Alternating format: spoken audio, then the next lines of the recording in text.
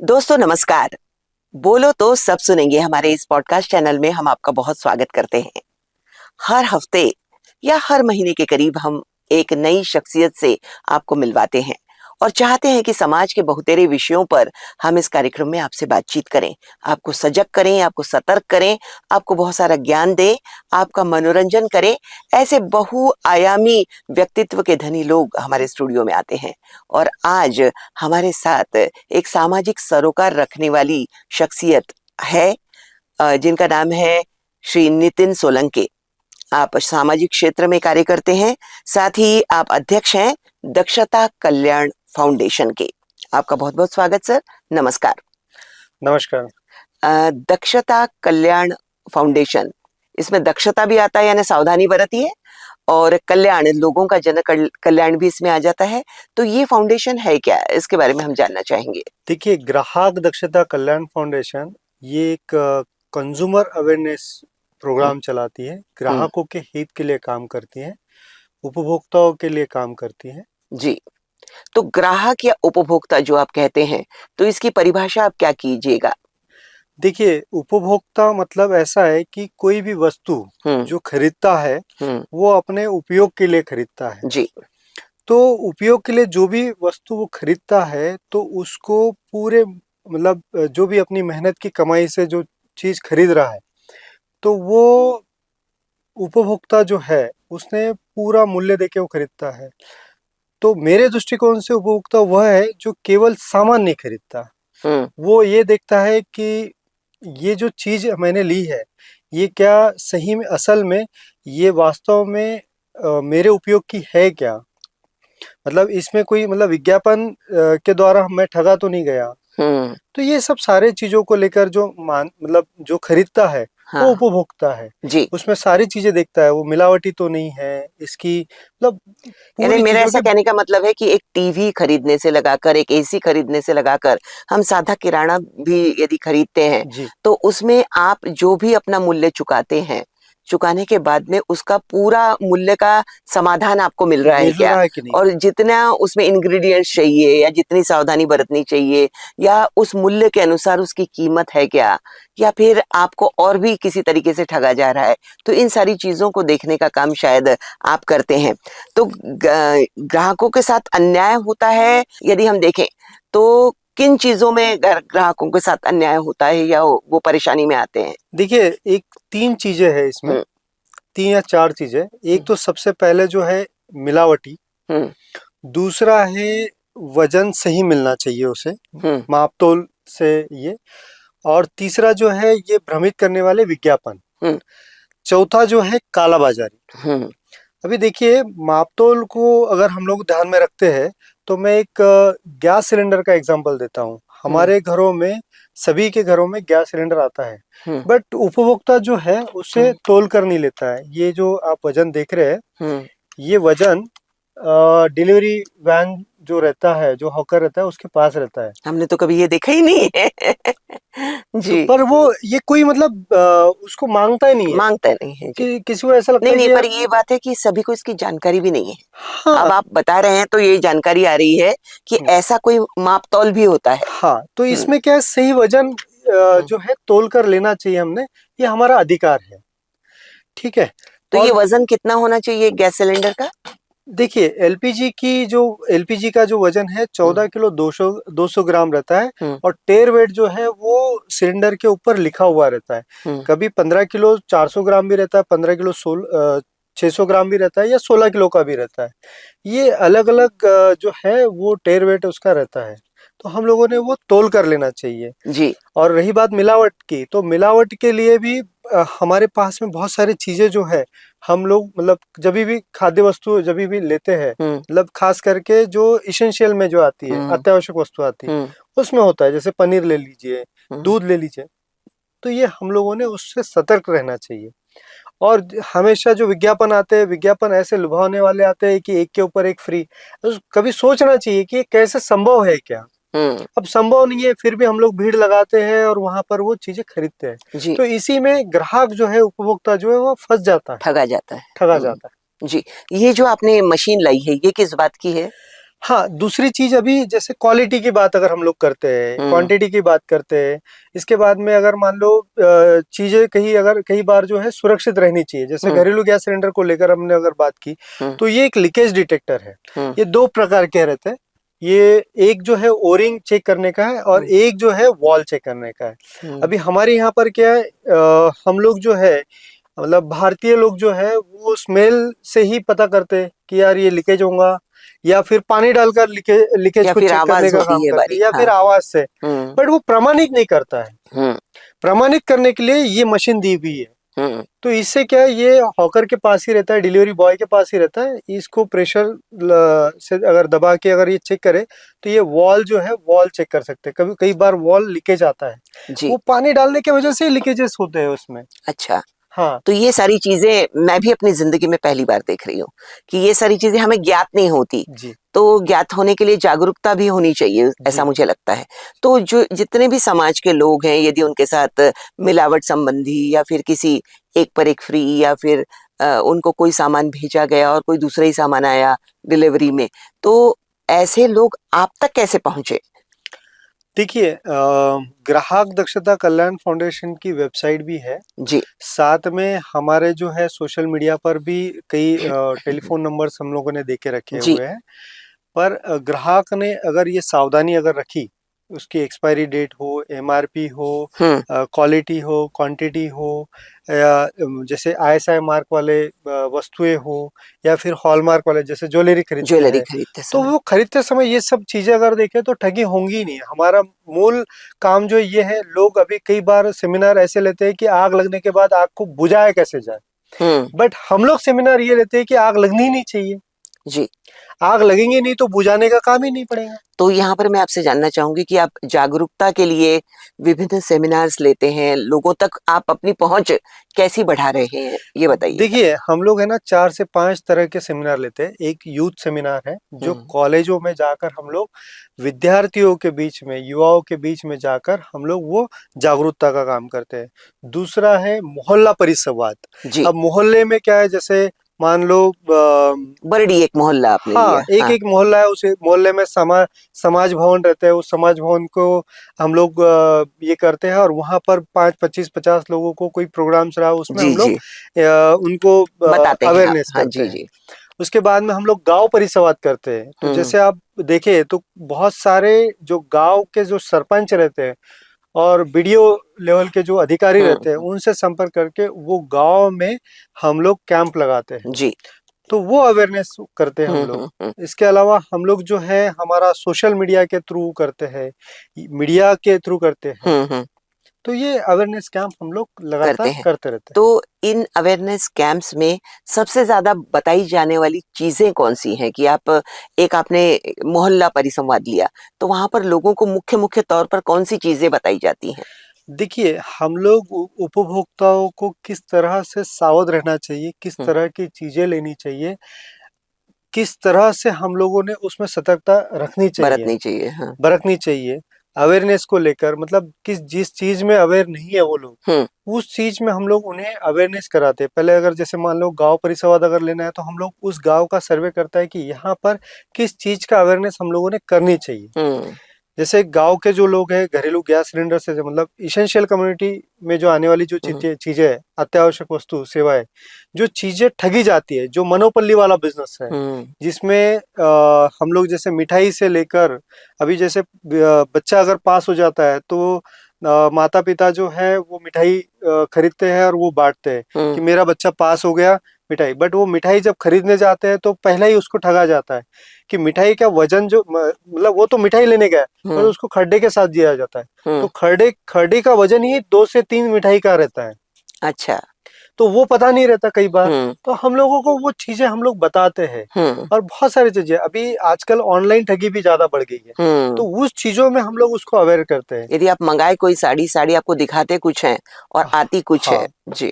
तो इसमें भी क्या है, उपभोक्ता फोरम जो है वो भी काम करता है उसमें। तो हम लोगों को जैसे मान लो 50,000 रुपए तक की, 50,000 से 5 लाख रुपए तक की अगर कोई चीजें होती है तो उसके लिए फ्री में जो है वकालत की जा सकती है। तो वो फोरम में भी हम लोग उसकी केस डाल सकते हैं। तो उन तक वो गाइडेंस करना, मतलब उसको विधि द्वारा वो सब सारी चीजें हम लोग वहां तक पहुंचाते हैं। जी जी। क्योंकि क्या है, एक लीगल तरीके से कोई किसी भी चीज को रखते हैं, कोई भी मैटर को अगर हम लोग रखते हैं तो आपके तो साथ वो एक स्टैंड लीगल होता है। एडवाइजर भी होता है। यस, हम जी। लोग लीगल एडवाइजर भी हम लोग रखते हैं, लीगल तरीके से चीजों को उठाते हैं। नहीं तो क्या है, बोलने के लिए कुछ भी बोल सकते हैं हम लोग, जी बट वो करके दिखाना ये बहुत बड़ी बात होती जी, सही बात है। क्योंकि यानी अक्सर कल ही मैंने एक वेबसाइट पे देखा तो एक फेंसिंग थी जो 4,000 रुपए की थी, पर जब जैसे जैसे वो पूरा फॉर्म भरते हैं तो जब उस हम पेमेंट करने जाते हैं तो वो 9,000 दिखाता है। है। तो ऐसी बहुत सारी चीजें जी होती हैं जी। और ये लगभग सभी लोगों के साथ होती हैं। हाँ हाँ, तो आमतौर पर होती है चीजें। हाँ, तो यहाँ पर मैं आपसे जानना चाहूंगी कि ऐसे कौन से कानून हैं, ऐसे कौन से प्रावधान हैं जो इनका संरक्षण करते हैं? देखिए, कानून अगर बोले तो हमारी जो पढ़ाई है उसमें हम लोग अगर कानून की अगर बात करते हैं तो कानून में अभी 2019 कस्टमर प्रोटेक्शन एक्ट आया हुआ है। ये बहुत मतलब महत्वपूर्ण एक है। जी। उसके बाद में विधि माप विभाग विज्ञापन अधिनियम है 2009 का, जो माप लीगल तोल करके मेट्रोलॉजी। चीजें ली जाती हैं हाँ, उनके लिए। लीगल मेट्रोलॉजी वाला है। तीसरा जो है हमारे बीआईएस का, मतलब भारतीय मानक ब्यूरो का, जो गुणवत्ता जो तय करता है उसका चिन्ह रहता है।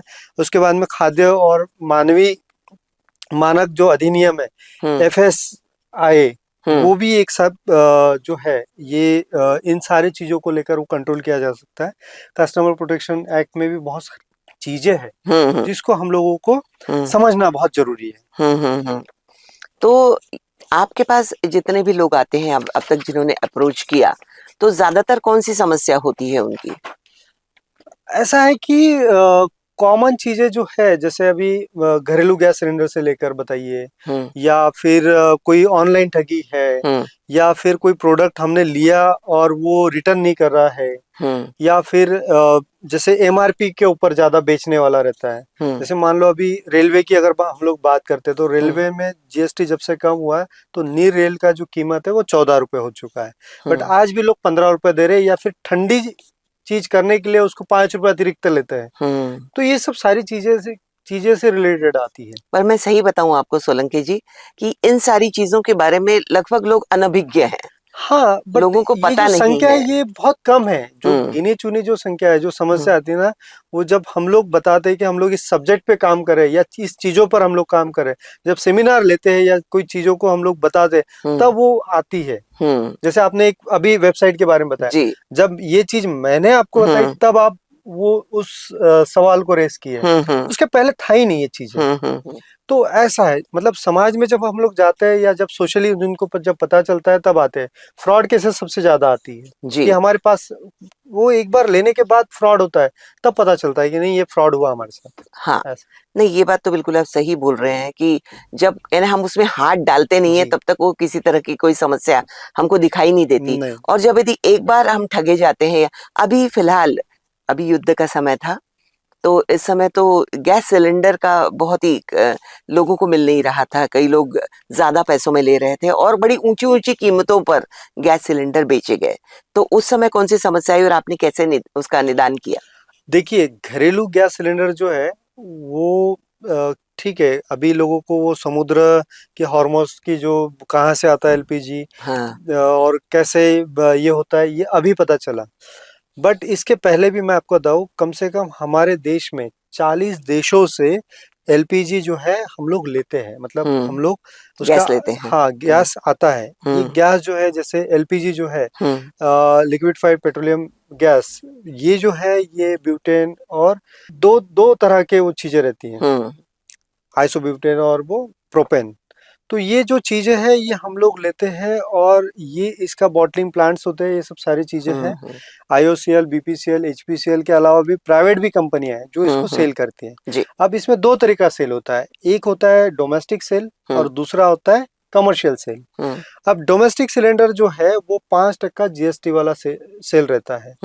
अब हमारे यहाँ पर जो तीनों कंपनियां हैं, आईओसीएल, बीपीसीएल, एचपीसीएल, एक सिस्टम बना हुआ है। आपको पहले कनेक्शन लेना पड़ता है।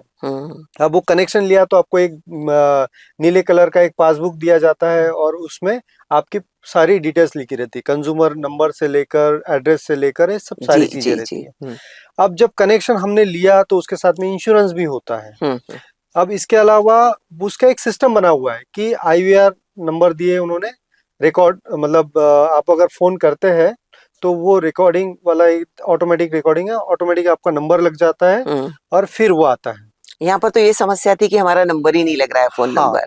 तो अभी क्या है, क्राइसिस की वजह से क्या हुआ था कि लोगों में जो है एक अफवाह फैल गई थी कि गैस आ नहीं रही है, मिल नहीं रही है, तो इसीलिए लोगों ने जो है अतिरिक्त बुकिंग करके रख लिया था पहले। जी। अब जैसे हम लोग अगर कोई एक सिटी की बात करते हैं, जैसे नागपुर शहर जैसी बात करते हैं, तो यहाँ पर 15,000 रोज कंज्यूमर को डिलीवरी की जरूरत है LPG की, 15,000। अब 15,000 से वो आंकड़ा जो है सीधा डबल हो गया था, मतलब 30,000 की बुकिंग आ गई। अब 30,000 की अगर बुकिंग आ गई तो जो सप्लाई करने वाले जो डीलर डिस्ट्रीब्यूटर है या फिर हॉकर्स है, वो सप्लाई कैसे करेंगे? क्योंकि सीधा आपकी जो है डबल हो वो गई, डबल हो गई, मांग डबल हो गई। अब मांग डबल हो गई तो वो वेटिंग हो गई। अब वेटिंग हो गई तो यहाँ पे दो चीजें थी। एक आपका जो है DAC, डिलीवरी ऑथेंटिकेशन कोड, जब तक वो आगे वाला बंदा देगा नहीं तब तक वो डिलीवर होगा नहीं, ठीक है। अब कई जगह पर वो डिलीवरी कर दिए, DAC लोगों ने दिए नहीं, OTP दिए नहीं, और कई बार जो हॉकर को रेगुलरली आदत तो थी, मांगते हैं और देना अनिवार्य भी है। हाँ, ये अभी हुआ है जी, पहले नहीं था। हाँ, पहले नहीं। पहले क्या था, रैंडमली वो बुकिंग करते थे, उन्हीं की ऑटो बुकिंग होती थी, ये सब सारी चीजें थी। हाँ। अब उनको ये चीजें जो है वो कंपलसरी कर दी, ऑयल कंपनी में भी बोला गया है। अब बोलने के बाद में 300 का लोड आता था, एक लोड में तो उनको कम से कम 90% तो भी देना चाहिए OTP। अब वो OTP नहीं देते थे तो लोड रुक जाता था।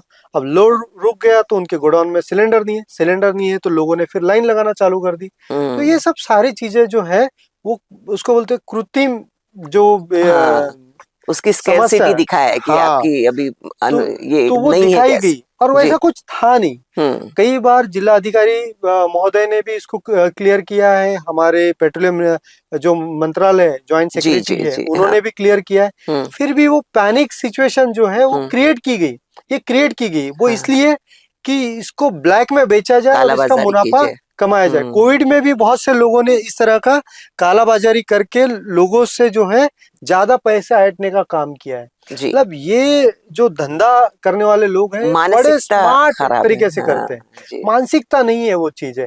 अगर ऐसा कुछ चीजें हो रही है तो एक दूसरे की मदद करनी चाहिए, ना कि उसका बेनिफिट उठाना चाहिए। वही तो उनकी मानसिकता ये होती, पैसे कमा ले भैया, जी है, बाद तो में देखा जाएगा। ये सब सारी चीजें पैसों के ऊपर वो सब सारी चीजें मानते हैं, करते हैं। इसके अलावा मुझे ऐसा एक उदाहरण दीजिए आप कि आपके पास ऐसी बड़ी सी समस्या आई उपभोक्ताओं की, बहुत इसेंशियल गुड्स या बहुत बड़ी बड़ी कमोडिटीज लोग लेते हैं और आप लोगों ने उसका निवारण किया। आपका कितने वर्ष का अनुभव है सर इसमें? देखिए, मैं ये LPG सेक्टर को लेकर एक कम से कम 6 से 7 साल हो गए। हाँ, मैं एक LPG को ही लेकर अगर काम कर रहा हूँ, और ये जो फाउंडेशन बनाया हम लोगों ने, ये ग्राहक दक्षता कल्याण फाउंडेशन, ये पिछले 3 साल हो गए इसको। हाँ, मैंने पढ़ा आपका 3 वर्ष हुए हैं। 3 साल की वर्षगांठ भी हम लोगों ने कुछ दिन पहले हमने सेलिब्रेट की थी। आपके मन में ऐसा क्या आया कि दक्षता और कल्याण के लिए कुछ किया जाए? देखिए, आप फाउंडर मेंबर है सर? हाँ जी। देखिए, मेरा जो बचपन गया है ये बड़ी यवतमाल के हैं आप? हाँ, जी हाँ। तो एकदम सामान्य परिवार से मैं आया हूँ, और हमने देखा है कि व्यापारी लोग जो है, जो मोनोपोली वाला बिजनेस जहाँ पर भी आया वहाँ पर ठगी का शिकार सबसे ज्यादा होते हैं जी। क्योंकि वो व्यापारी को ये पता रहता है कि ये तो प्रोडक्ट तो मेरे से ही लेना है। तो इसमें सबसे ज्यादा जो है सतर्कता हमें रखनी चाहिए चीजों को लेकर। तो इसी में लोगों को जो है वो लूटा जाता है। जी।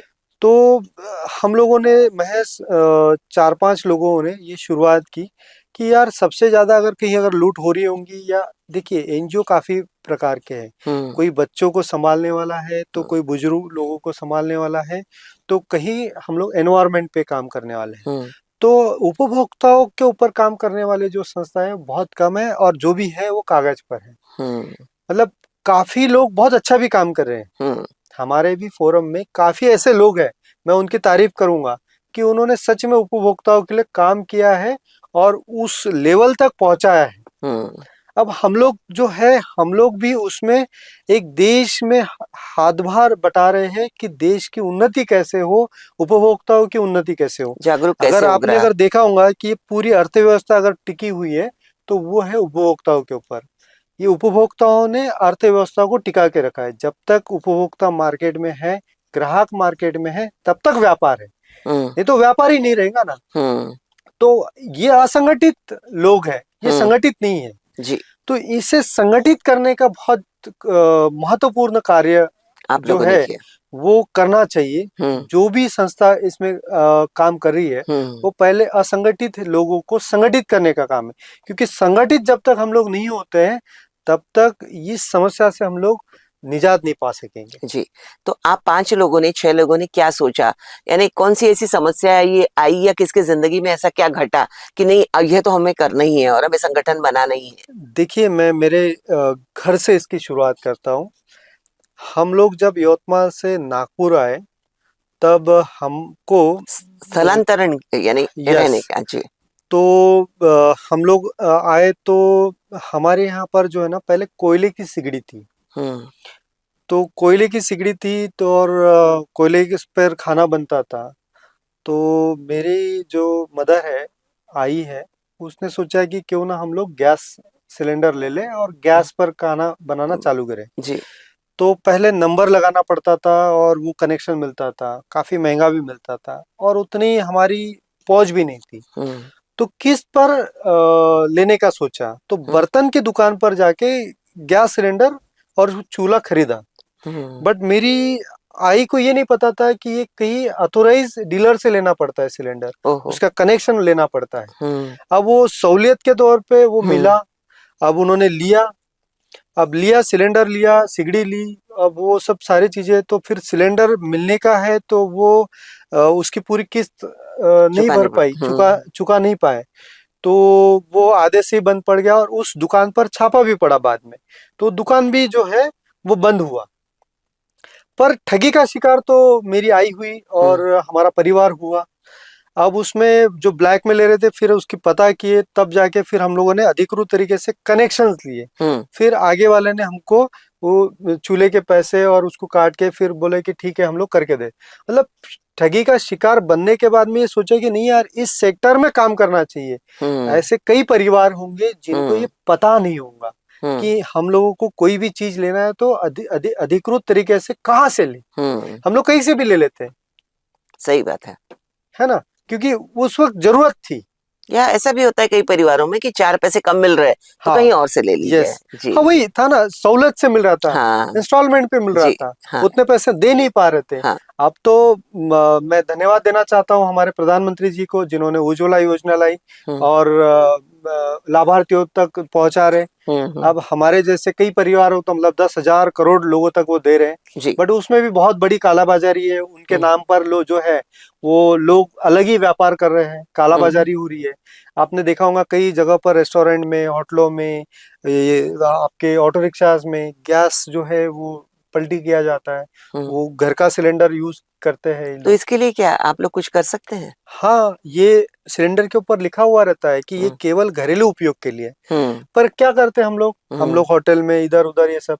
तो इसको लेकर एक तो ग्राहकों में जागरूकता रहनी चाहिए, लोगों में अवेयरनेस रहना चाहिए कि भाई ये अगर कहीं दिख रहा है तो ये हमको ये करना है। अभी देखिए क्राइसिस है तो सबको इसकी कीमत समझ में लगी। हम्म।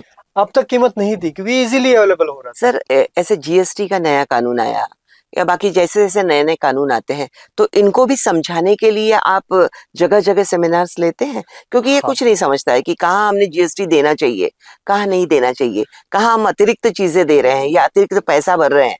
और जब हम बोलते हैं उनको कि हम तो हमारा जीएसटी पूरा भरते हैं, फिर इसमें हम क्यों दे भाई, या कईयों बार कई सवाल उठते हैं मन में, तो उसके लिए आप प्रबोधन करते हैं? देखिए टैक्स जो है, जो भी हम्म। चीजें हम लोग खरीदते हैं, कोई हम्म। कोई भी उपभोक्ता कोई भी चीज अगर खरीदता है तो उसके ऊपर एक टैक्स रहता है। हम्म। जैसे हम लोग अगर सिलेंडर की बात करते हैं तो डोमेस्टिक के लिए 5% है, कमर्शियल के 18% है। तो वो जो टैक्स है वो तो डायरेक्ट और इनडायरेक्ट हम लोग पे करते हैं। ठीक है। अब कई कई बार क्या होता है कि अभी जैसे क्राइसिस के इसमें होटल में हम लोग जाते हैं तो उस पे लिखा रहता है gas charges, service charges. Gas charges, service charges ये देने की कोई जरूरत नहीं है। जीएसटी भी अलग से लिखा रहता है, अलग से जीएसटी भी लिखा रहता है। तो जीएसटी दे रहे, ये दे रहे और बहुत सारे चार्जेस। अरे सर्विस चार्जेस क्यों देने की जरूरत है? वो जो कानून जो बना है उसमें ये लिखा हुआ है कि भाई जितने रुपए का आपका प्रोडक्ट है वो और उसका जीएसटी, ये दोनों मिला के जो मूल्य हुआ है वही हमको पे करना है। सर्विस चार्ज भी देने की जरूरत नहीं है, ना गैस चार्ज देने की जरूरत है। बट कई जगह पर हम लोग अतिरिक्त टैक्स दे देते हैं। तो उसके लिए जागरूकता चाहिए। तो वो आप में जागरूकता होनी चाहिए, वो है नहीं। ऐसे इतने सारे फाउंडेशंस भी नहीं है, इतनी सारी समितियां भी नहीं है, और लोग भी अपनी रोजमर्रा की जिंदगी की आपाधापी में इतने होते हैं कि इन सारी तरह ध्यान ही नहीं देते हैं। ऐसा भी होता है। जिला स्तर पर फोरम है इसको लेकर, और कहीं जो है उपभोक्ताओं को जागरूक करने के कहीं फाउंडेशंस भी हैं। और लोगों में क्या है, देखिए वो अवेयरनेस खुद में भी रहनी चाहिए। फाउंडेशन अपने लेवल पर काम करता है, सरकार अपने लेवल पर काम करती है, और मुहैया हर चीज है, पर हर चीज है। हम लोग कितना लेते हैं? अभी देखिए हमारा जो ये वीडियो है, इस वीडियो से अब कितने लोग सीखेंगे, कितने लोग ये चीज सुनेंगे, कितने लोग ये चीज समझेंगे, वो उनके ऊपर डिपेंड है। वो कितने जागरूक है, ये कितने जागरूक। हम लोग किसी के ऊपर वो पाबंदी नहीं ला सकते हैं ना। जी जी जी जी। तो ये आप जो भी कार्य कर रहे हैं बहुत अच्छा कर रहे हैं। इसके बारे में मैं और बोलूंगी थोड़ा। आपके घर में प्रबोधन की एक परंपरा रही है, उसके बारे में बताइएगा। देखिए मेरे जो दादा थे वो हब थे। उन्होंने कई कीर्तन भी, पारायण, हाँ, कई गांवों में जाकर जो है कीर्तन भी किए उन्होंने। रामायण का जो है वो भी ये किए, गीता भी लोगों को समझाया। और मेरे जो नाना थे वो राजनीतिक में थे। बट राजनीति आज जो आप देख रहे हैं वो आश्वासन वाली है। वो एक शब्द एक बार अगर किसी को दे दिए तो उसको पूरा करने के लिए क्यों ना उनकी खेती बेचने पड़ी उनको। अच्छा। अब उनके पास में अच्छी खेती बाड़ी भी थी, उनके पास में जमीन जायदाद थी, सब कुछ थी, बट उन्होंने अपना शब्द कैसे सही हो या वो सही रहे उसके लिए उन्होंने अपनी प्रॉपर्टी पूरी बेच दी। और एक तरफ मेरे जो दादा थे उन्होंने समाज से कीर्तन करने के लिए एक पैसे भी कभी मांग नहीं की जी। तो जो भी मिला उसमें वो काम करते थे और आगे प्रबोधन करते रहते थे। अब ये जो चीजें हैं, जो दोनों चीजें जो मिली है वो दोनों कम्बो है। अब ये कम्बो में कैसा प्रबोधन बोले या फिर कुछ भी बोले, वो भी जन जागृति का एक माध्यम ही है। कि उसमें हम सभी हमारे धर्मों की, पौराणिक ग्रंथों की सीख या जागरूकता का एक बड़ा महत्वपूर्ण माध्यम है। तो वो जो है वो जागरूकता ही करते हैं। अब जैसे उन्होंने नशे के ऊपर काम किया है, गाड़गे बाबा और ये। हाँ। तो कई लोगों ने अपनी दारू छोड़ी है, कई लोगों महाराज भी नशे की चीजें छोड़ी है। तो इसमें क्या है, वो शिक्षा का ही काम करते थे एक प्रकार का। तो हमने भी सोचा था कि नहीं, अगर ये हमारी जो परंपरा है उसको कायम रखने के लिए कहीं ना कहीं हमें भी लोगों को शिक्षित करने के लिए, लोगों को जागरूक करने के लिए हमें भी आगे आना चाहिए। तो वो सीख मिलती है उस चीजों से। और इसीलिए शायद हो सकता है कि वो मन में कहीं रह गया और इसलिए अभी आप आए, यानी इस क्षेत्र में आपका आना हुआ। मैं ये कहना चाह रही थी कि अथक परिश्रम और समाजाभिमुख आपका परिवार रहा है, चाहे वो आपके नाना की तरफ से हो या दादा की तरफ से हो। तो समाज की समस्याएं आपने बचपन में अनुभव की, आपके पैतृक गांव में भी अनुभव की होंगी और अभी यहाँ भी कर रहे होंगे। कौन सी ऐसी समस्याएं आपको मुख्य रूप से लगती हैं कि जो पहले भी नहीं बदली थी और आज भी वैसे भी मुंह दिखाए खड़ी हैं? देखिए डेवलपमेंट में बहुत सारी चीजें जो है वो गवर्नमेंट और शासन प्रशासन समय समय पर करता है, पर कुछ चीज ऐसी इसका भी मैं आपको रोक रही हूँ, माफ कीजिएगा। आप पूरी यानी इसकी स्टडी कर लेते हैं कि गवर्नमेंट कानूनों के माध्यम से क्या दे रहा है, गवर्नमेंट ने क्या सहूलियत दी, कौन सा कानून बना, या फिर जनता के लिए क्या क्या आवश्यक है। ये इसकी स्टडी होती है आपकी, और आपके सेमिनार्स भी होते होंगे शायद कि आपको ज्यादा का ज्ञान प्राप्त हो। जी, ऐसा है कि देखिए समस्याएं जो है वो उपभोक्ताओं को लेकर है सबसे ज्यादा। क्योंकि आप सब लोग बोलते हैं कि जैसे हम लोगों ने किसी एमएलए को चुन के दिया, या फिर किसी सांसद को चुन के दिया। मैं ये बोलता हूँ कि ये लोगों से चुन के नहीं आए। ये इसलिए नहीं आए कि देखिए, अगर टिकट देना है तो सबसे पहले टिकट का चयन जो है वो पार्टी करती है। तो कोई भी पार्टी हो तो वो पार्टी ने पहले कैंडिडेट को दिया। अब दूसरी चीज ये है कि अब इसको चुनाव लड़ने के लिए जो पैसा लगता है या फिर जो भी ताकत लगती है पार्टी को, वो देती है व्यापारी पैसा। कोई भी मतलब जनता से पैसा लेकर चुनाव नहीं लड़ता है, या बिल्कुल ऐसे ही प्रचार करके चुन के आ गया, ऐसा भी नहीं होता। ऐसा भी नहीं होता है। ठीक है, तो ये लोगों से चुने हुए लोग मुझे नहीं लगता है कि है। ठीक है, ये तो पार्टी ने ही इसको खड़ा किया है और पार्टी ने ही पैसा इनको दिया है, या फिर कोई कोई ऐसे ही लोग रहते हैं जो खुद का पैसा लगाते हैं। ठीक है, तो ये लोग जो है ये कभी भी काम जब करते हैं तो ये बहुत बार व्यापारियों के हित में काम होता है। देखिए, आप किसानों के हित में काम होते हुए बहुत कम देखते हैं। आप कभी भी ग्राहकों के हित वाला काम बहुत कम होते हुए देखते हो आप। ठीक है, तो ये जो समस्या है, ये समस्या मेन वहां से आती है। अच्छा, अगर ये इस तरह का अगर चुनाव हो कि जनता के बीच में से ही लोगों को प्रतिनिधित्व करने के लिए वो प्रतिनिधि को चुना जाए, यानी जनता चुन के दे कि भाई हमारा ये कैंडिडेट है, इसको खड़ा करे, तो वो होता नहीं ना। पहले तो आपको किसी पार्टी का सदस्य बनना पड़ता है, उसके बाद ये सब सारी चीजें होती है ना जी। तो ये जो समस्या है ये बहुत गंभीर समस्या है। तो उपभोक्ता अगर मान लो व्यापारी का अगर वो रहेगा, पैसा रहेगा तो व्यापारी के हित में काम होगा, वो जनता के हित में काम नहीं होता है। तो आम जनता को बहुत सारी चीजों से फिर लड़ना पड़ता, सामना करना पड़ता। कई बार हमें आंदोलन की भूमिकाएं भी निभानी पड़ती है। तो ये सब सारी चीजें आती है। तो हम लोगों ने वो एकदम पास से देखा है।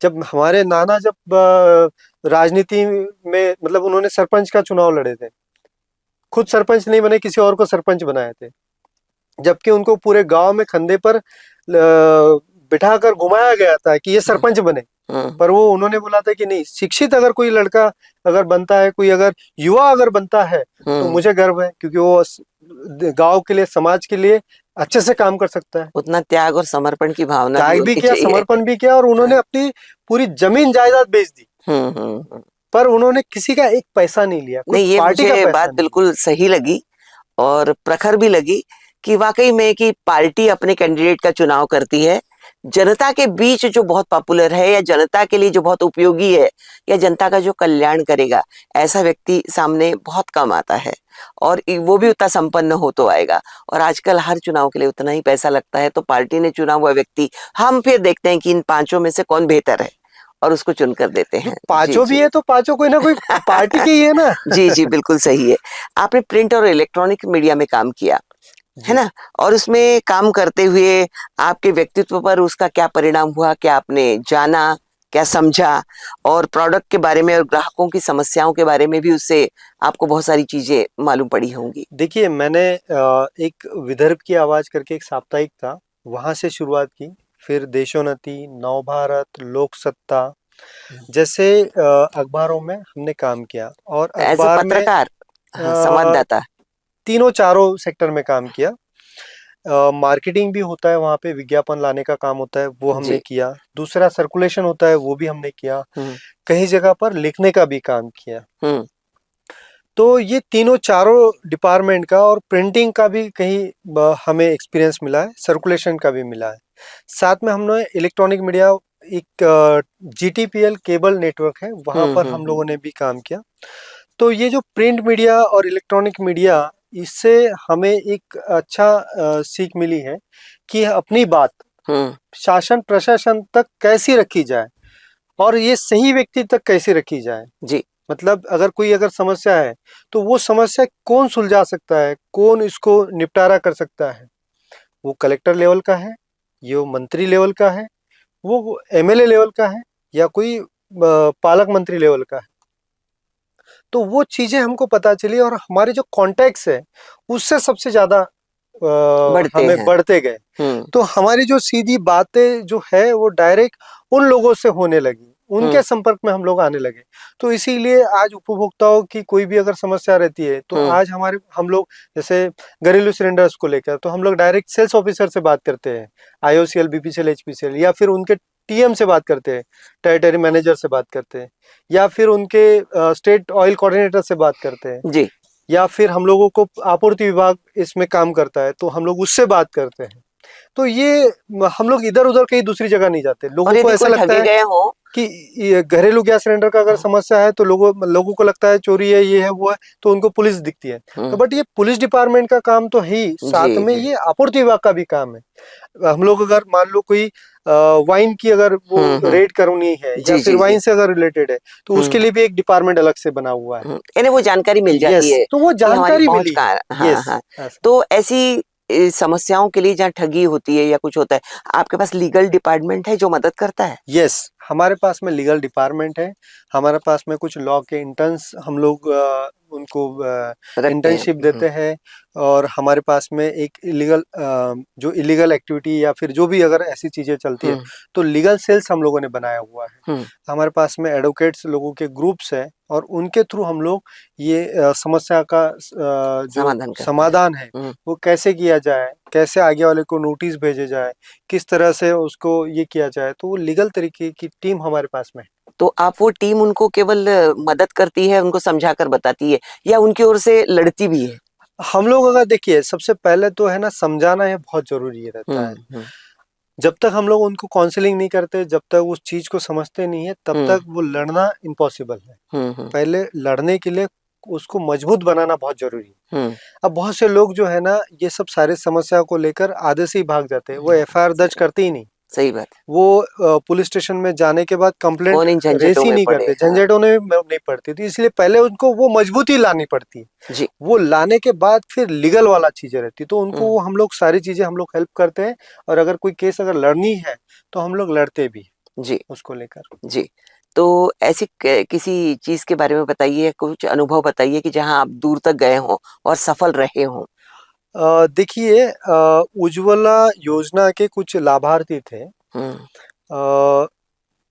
छत्रपति संभाजी नगर जिले की एक गांव की बात है। वहां पर क्या हुआ था कि 100 रुपए में कनेक्शन उज्ज्वला का मिलता है, तो वो महिलाओं के नाम से मिलता था।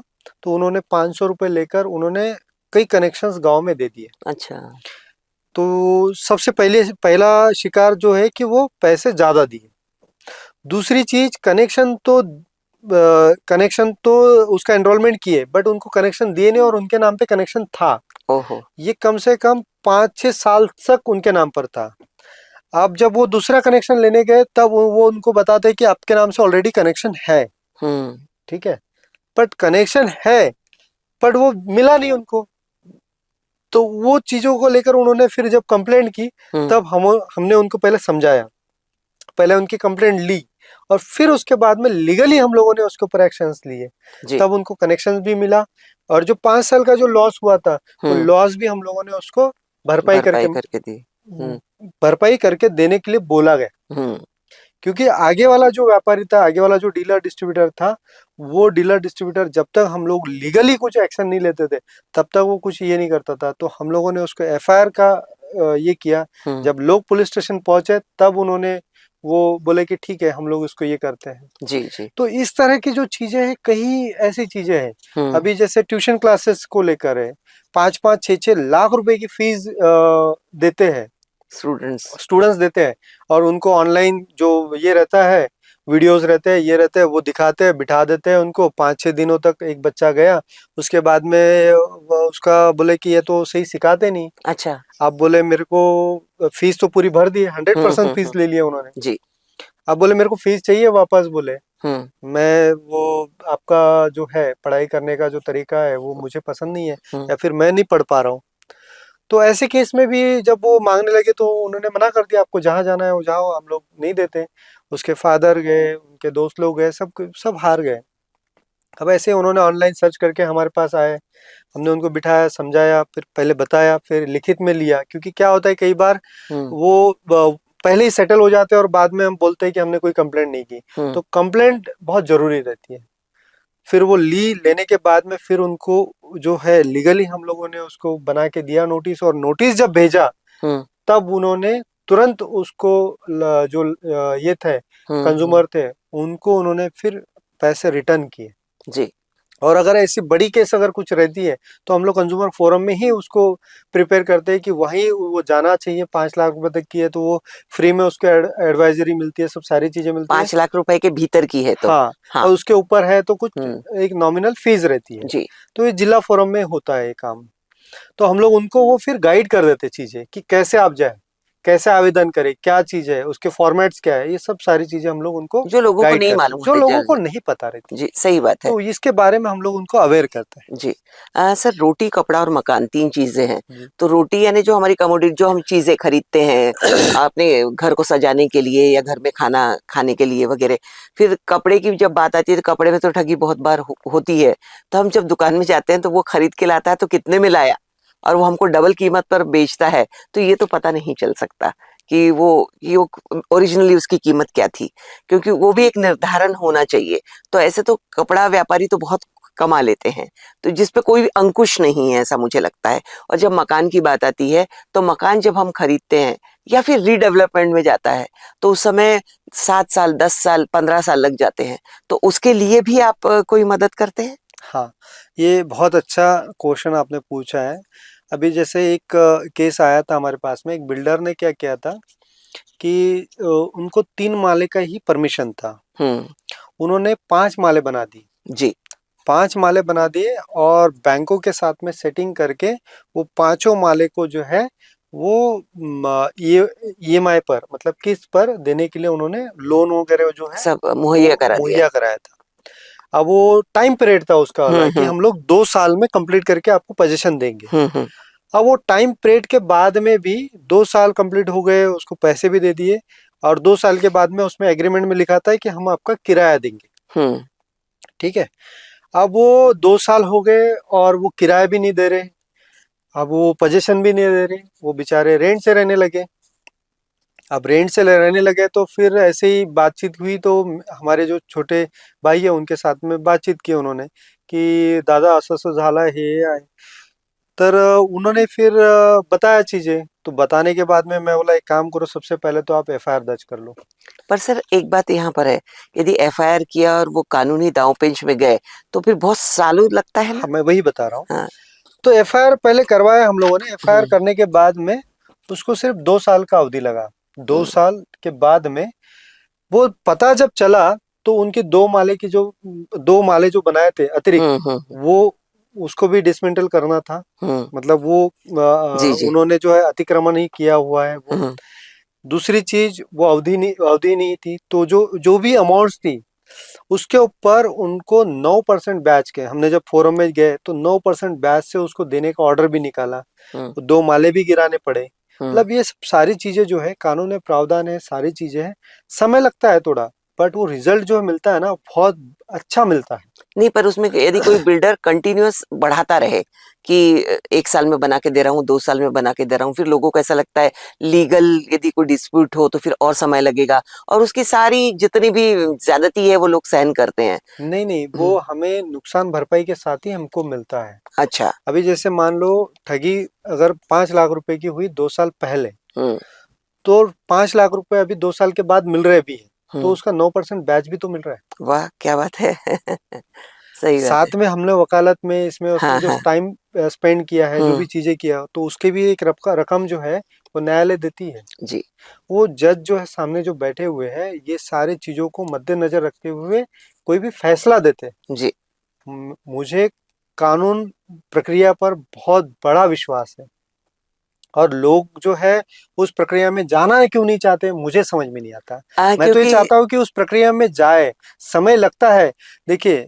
नहीं, समय लगता है सर, पर वो डायलॉग्स है ना, तारीख पे तारीख पे तारीख, यदि सामने वाला बहुत कोई पक्का हो तो वो तारीख ही लेता रहे। देखिए ऐसा है पिक्चरों में और वहां पर ये डायलॉग बाजी होती है। हाँ। बट रियल लाइफ में डायलॉग बाजी नहीं होती। नहीं, पर मुकदमे तो सालों चलते हैं। हाँ, चलते हैं। देखिए न्यायालय जो है वो दोनों का पक्ष सुनते हैं, वो एक पक्ष सुनकर उसे न्याय नहीं देते, इसीलिए टाइम भी लगता है। और वो टाइम लगा तो जितना टाइम पीरियड ज्यादा रहेगा उतना फल उसका मीठा रहेगा जी सर। आप कम समय में अगर आम का कोई पेड़ है और कम समय में अगर आम को हम लोग तोड़ लेंगे तो उसके लिए जो है ना पाउडर आता है वो पाउडर से ही पकाना पड़ता है। जी जी। पका हुआ आम खाने का मजा कुछ और रहता है। हाँ। तो हम लोग आमतौर पे अभी आम का सीजन आएगा तो हम लोग वो आमतौर पर वैसे ही आम खाते हैं। जी। आप भारतीय मानसिकता को आपने बहुत अच्छी तरह परख लिया होगा कि हमारे भारतीयों की, हमारे लोगों की क्या मानसिकता है, उसकी मानसिकता के अनुसार ही फिर वो यानी चलते हैं।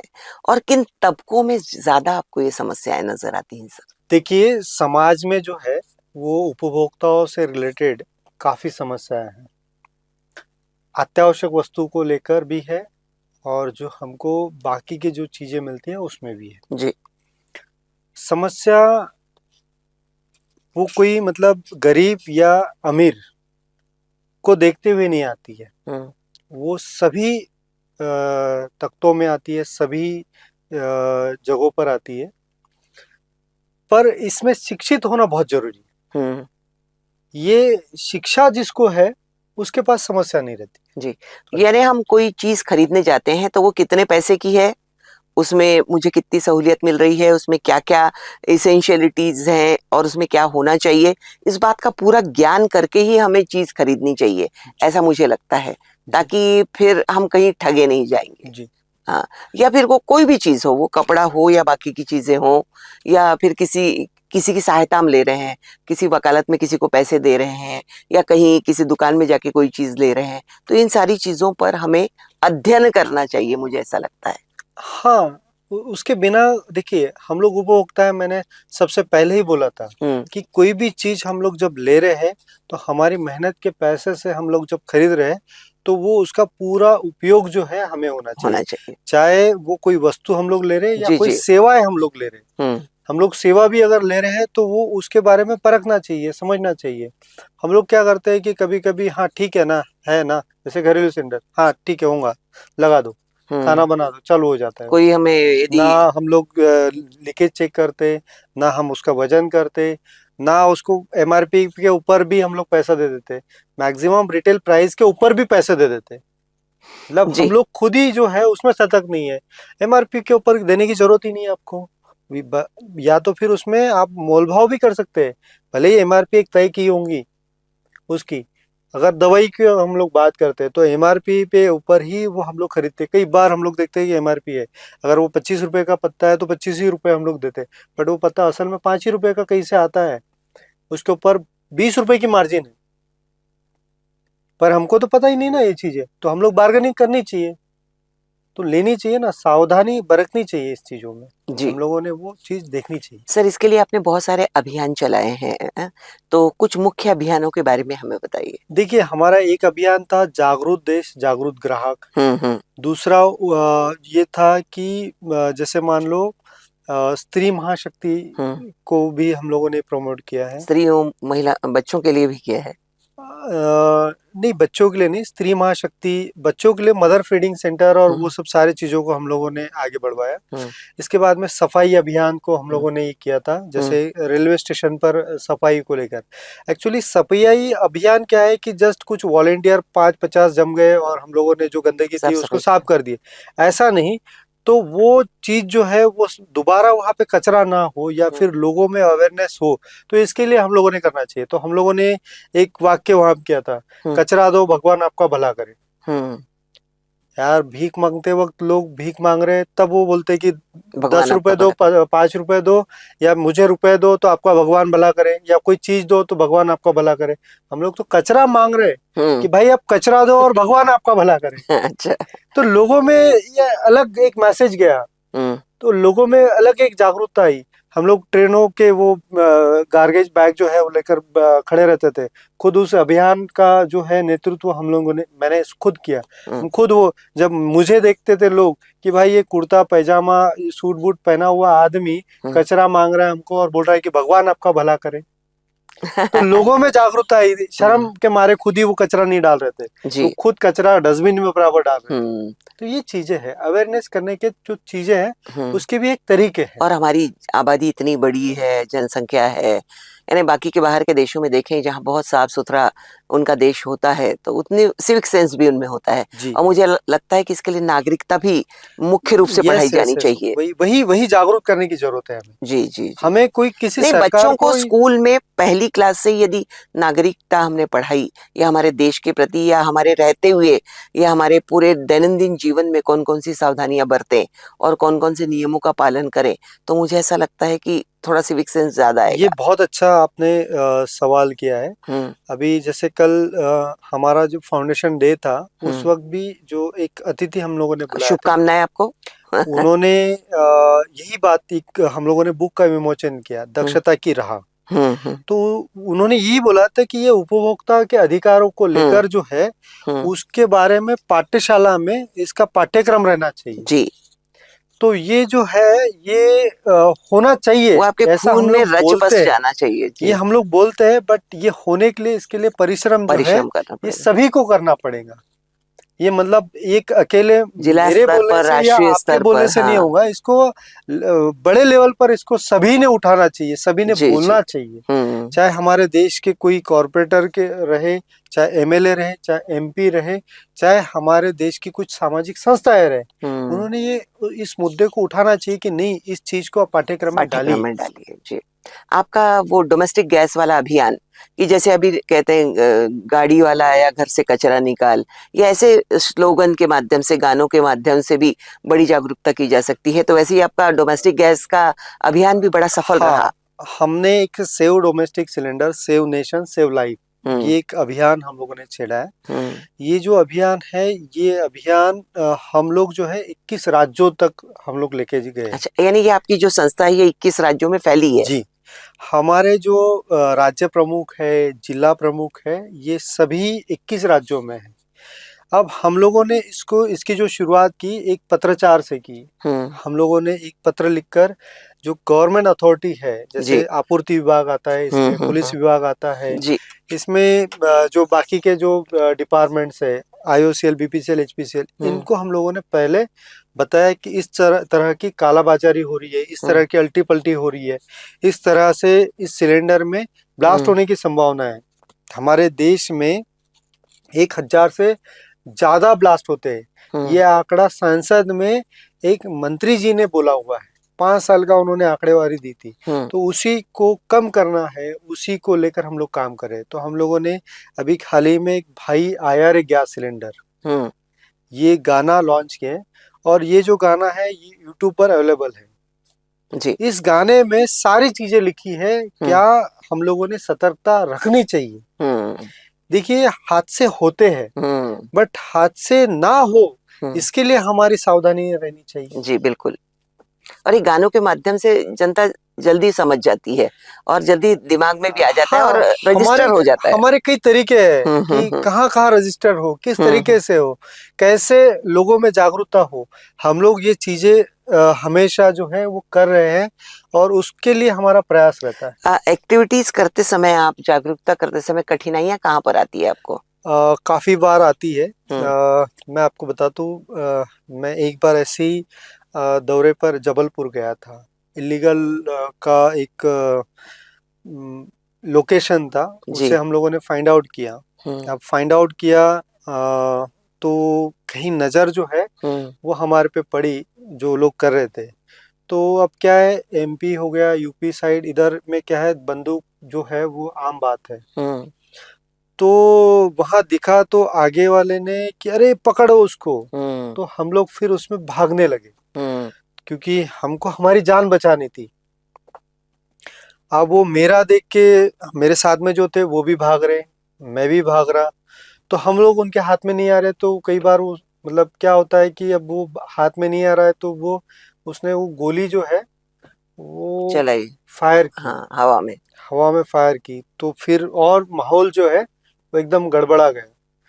फिर भी हम लोगों ने पुलिस की मदद ली और फिर हम लोग उसको मतलब वहां से बच निकले। तो ऐसी जो समस्या कई बार आती है, कभी कभी ये लोग मतलब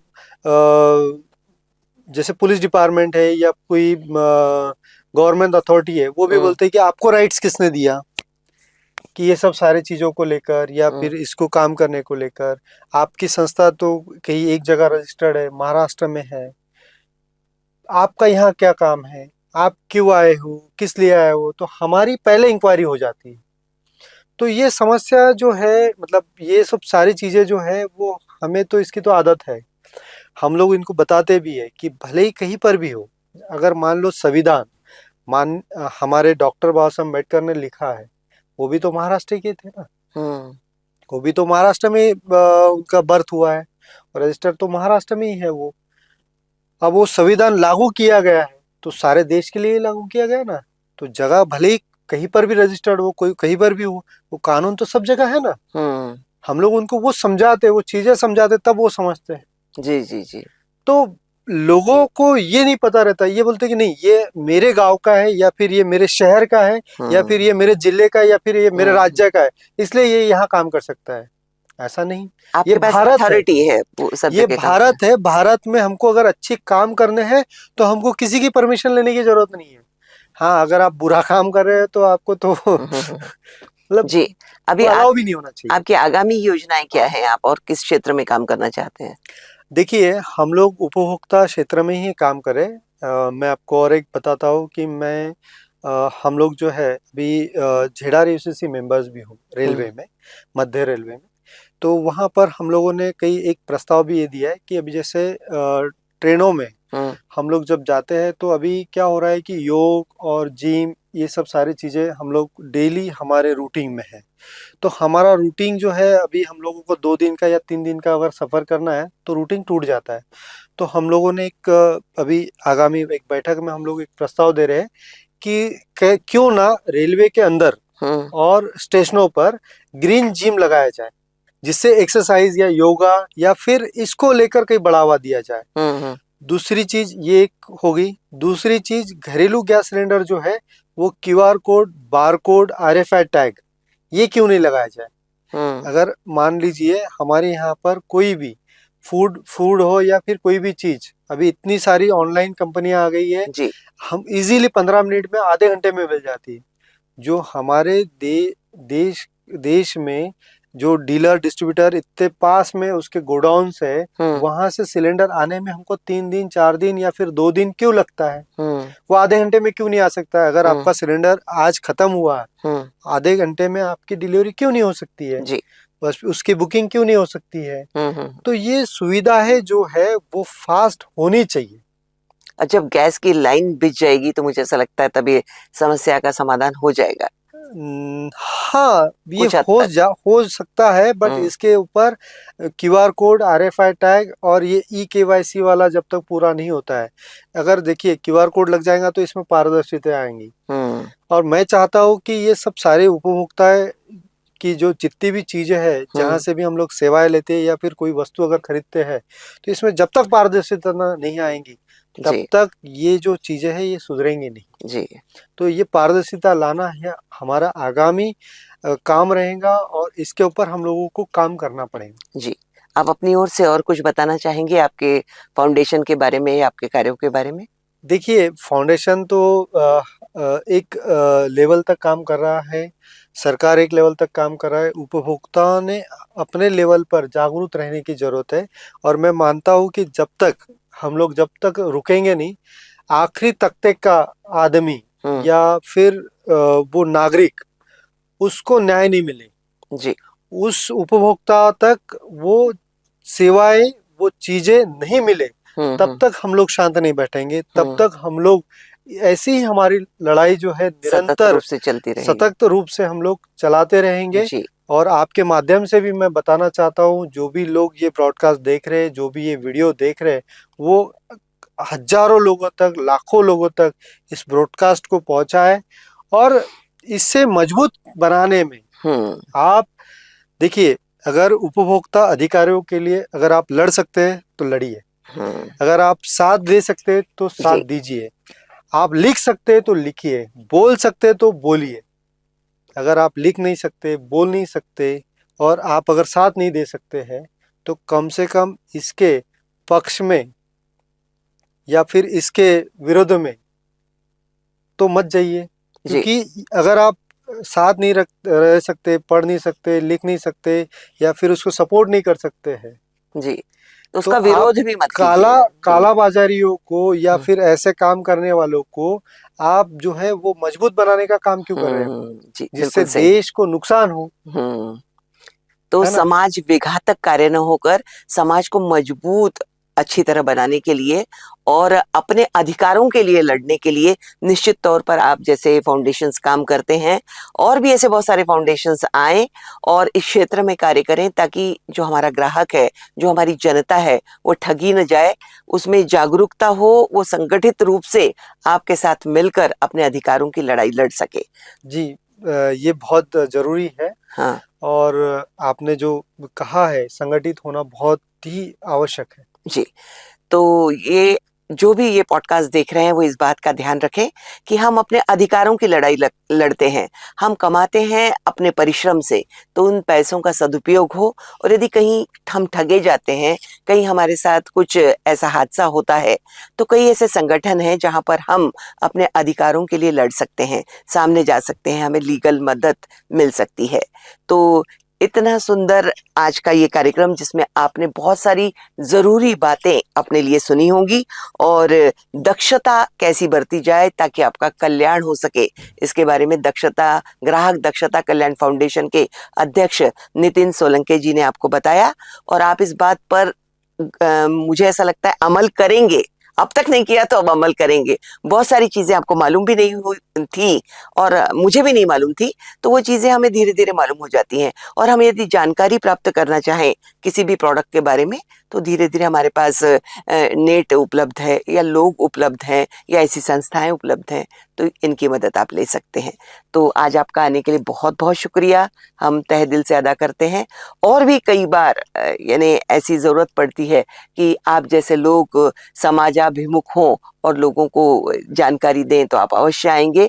ऐसी आशा के साथ पुनः एक बार आपको धन्यवाद देते हैं। आपका भी बहुत बहुत धन्यवाद।